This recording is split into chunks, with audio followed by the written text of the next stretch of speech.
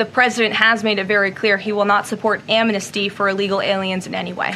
Murkowski has argued that public broadcasting stations save lives. Could you respond to these concerns? NPR CEO said cutting NPR will be a risk to public safety. I am not sure how NPR helps the public safety of our country, but I do know that NPR, unfortunately, has become really just a propaganda voice for the left. Just a few examples for you. In 2020, NPR refused to cover the Hunter Biden laptop scandal in the run-up to the election. They said their assertions don't amount to much, writing they did not want to waste the listeners' and readers' time on stories that are just pure distraction. That does not sound like an unbiased opinion. That sounds like a partisan opinion to me. And this is a taxpayer-funded organization.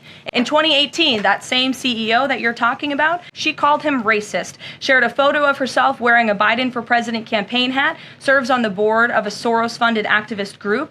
In 2020, PBS's White House correspondent at the time characterized President Trump's speech then at Mount Rushmore as a love letter to white resentment, promoting the myth of America. In 2017, PBS devoted an entire panel talking about what it means to be woke and white privilege. In 2023, Roundtable covered up Joe Biden's clear mental divide. That's actually quite the clip. I would encourage all of you to look at it. These are not honest news organizations.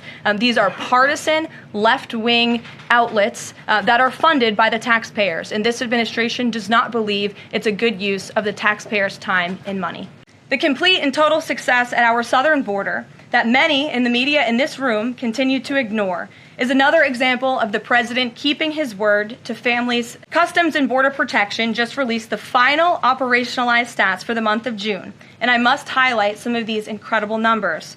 There were only 6,072 Southwest apprehensions in June, 15% lower than the previous record that this president set in the month of March.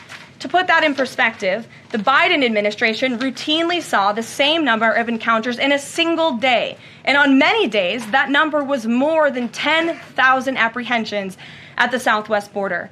There were also 0 illegal aliens released along the southwest border for the second consecutive month in a row. President Trump promised to end the illegal alien invasion, and he has delivered on that promise to the American people in record time. Last night, Senate Republicans passed President Trump's $9 billion rescissions package. This will help restore fiscal sanity in our country by rescinding billions in wasteful foreign aid and finally ending taxpayer funding for PBS and NPR, 2 media organizations that have ridiculously used federal dollars to push a partisan left-wing agenda for many years. The House should pass this rescissions package immediately and send it to the president's desk for signature.